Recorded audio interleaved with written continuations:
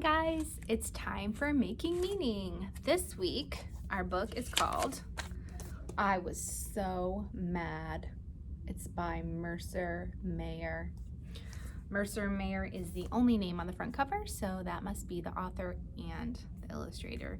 Now, this is the second little critter book we've read.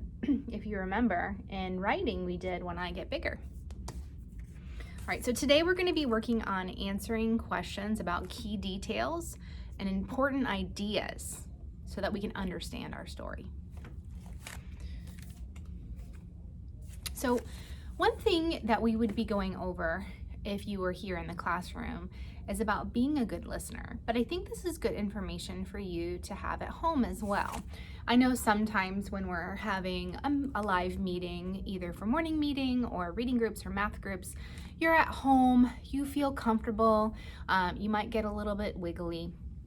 But so if you were in the classroom, Mrs. Bates would not be okay that you were getting up and walking around, or that if you were eating while we were meeting, or maybe if you were unmuting yourself and talking and interrupting. That wouldn't be okay in the classroom once we've started our lesson, because that is not good listening. So a good listener sits still with their hands in their lap, so they don't bother others. And you might think that when you're online that you're not bothering anyone, but what you're doing, people can see you, and that might be distracting to them. A good listener looks at the person who's talking. So sometimes when I'm meeting with you guys are a little bit distracted with either brothers and sisters or moms and dads, and you're looking off a lot. So it's important to show me that you're listening by keeping eye contact with me. That's one of the really good things to do. And so we want to keep practicing being good listeners, because distracted listeners don't always hear everything that is being said.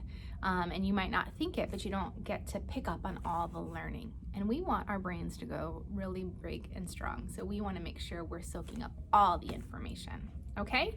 So let's practice being a good listener right now while I'm reading the story and in our live meetings. Some of you are excellent listeners, like not even good, excellent. And I can always count on you to be sitting straight and still and doing exactly what I ask you to do. And I appreciate you so much. You have no idea. Okay. We read the title. I told you it's another story by Little Critter. Now I have to ask you a question. What do you think little critter might be mad about? The title is I Was So Mad. Look at his face. And the only thing we really have to go on is the title or the cover page artwork, right? Oop, here's another picture. He's taking it a step further. He's got those arms crossed. You can almost hear him like, right? All right. Turn and tell your partner at home, why do you think little critter is so mad? Go ahead and pause me if you need to, because I'm ready to start reading this story. I wanted to keep some frogs in the bathtub, but Mom wouldn't let me. I was so mad. Do you think your mom would let you? I wanted to play with my little sister's dollhouse, but Dad wouldn't let me. I was so mad. He's the one inside. Sister doesn't look very happy.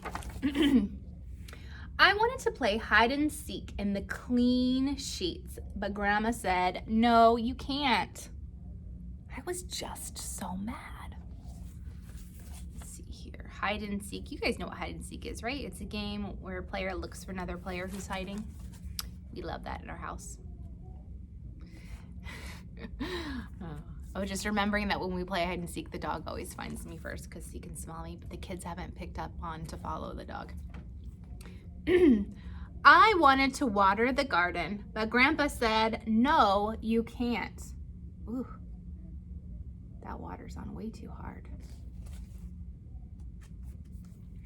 So I decided to decorate the house, but Grandpa said, no, you can't do that either.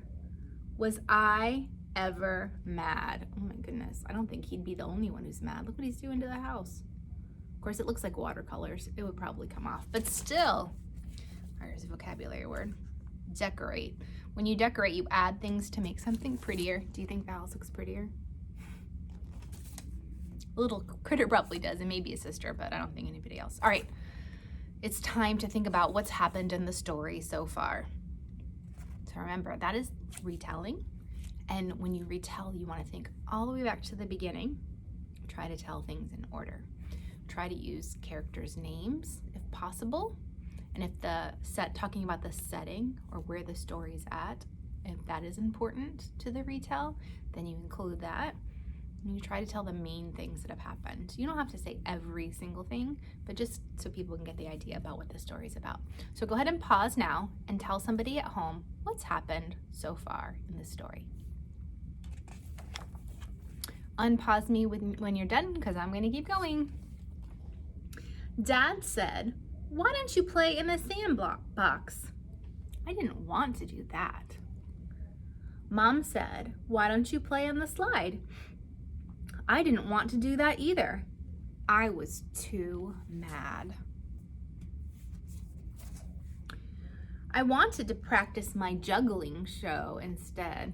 Oh dear, he's juggling with eggs. So you guys know juggling is when you keep several balls, or in this case eggs, in the air at the same time by catching them and throwing them quickly. It's really hard to do. I've never learned how to do it. But Mom said, "No, you can't." I wanted to tickle the goldfish, but Mom said, "Leave the goldfish alone." Oh my goodness. Tickle means to touch something in a way that causes a tingly feeling, and usually laughter. "You won't let me do anything I want to do," I said. "I guess I'll run away." That's how mad I was. Why does little critter want to run away? Pause here and tell your partner.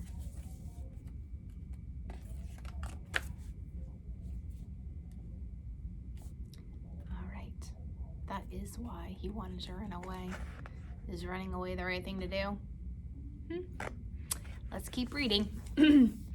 So I packed my wagon with my favorite toys, and I packed a bag of cookies to eat along the way.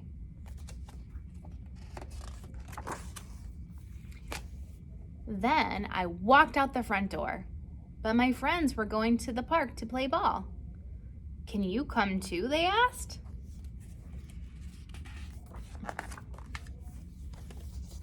Saying, "Can I go?" And she's like, "Yep, see you later, cranky." And Mom said I could go. What do you think little critter will do next? Turn and tell your partner. What's he gonna do next?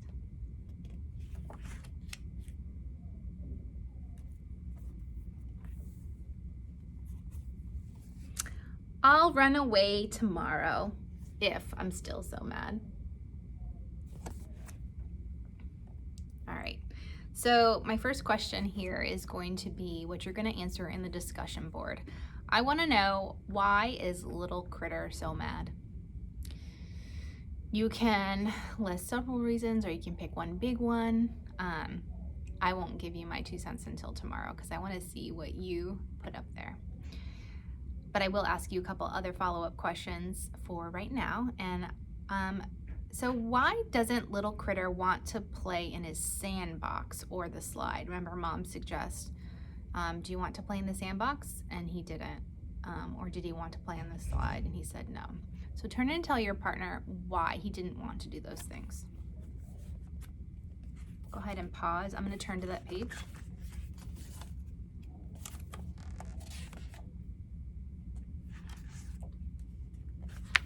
Here we go. If you remember, he said the words, "I was too mad." That's pretty mad to be too mad to play. And sometimes when you're grumpy, like he's grumpy, right? Sometimes you don't want to take the suggestions of other people, even if they're good ideas.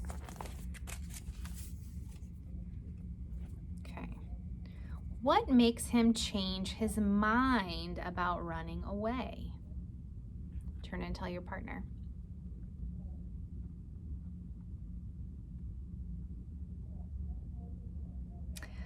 All right, guys, so tomorrow we're going to talk about this book, I Was So Mad, again, and we're going to think about how the story reminds you about things that have happened in your life. So tomorrow we're going to be making some text to self connections. I can't wait to see what you write about why little critter is so mad. Remember, you can have somebody type it up for you, or you can make a video. I like to see you guys. All right, see you tomorrow.